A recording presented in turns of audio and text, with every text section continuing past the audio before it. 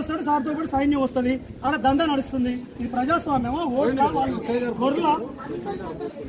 వాళ్ళు గొర్రెలా sir? Gadget voters కూడా సక్రమంగా ఓటు వేసుకోవాలా?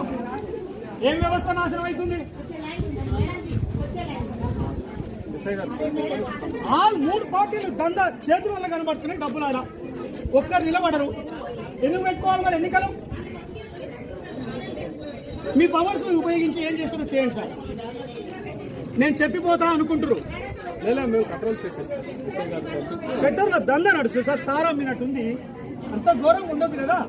నువ్వు చాదరైతే ఇంటికాడ పోయి కాలు పోయి దండం పోయి నాకి పాదాలని ఓట్లు వేయించుకోవడం ఇంట్లో జస్ట్ ఆ ప్రిన్సెస్ అవతల జరుగుతుంది. అది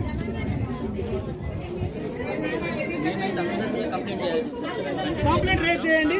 ఎంఆర్ఓ మీద with including MRO observation, election commission కి అందరికీ కంప్లైంట్ చేయాలి. RDO also. వెరీ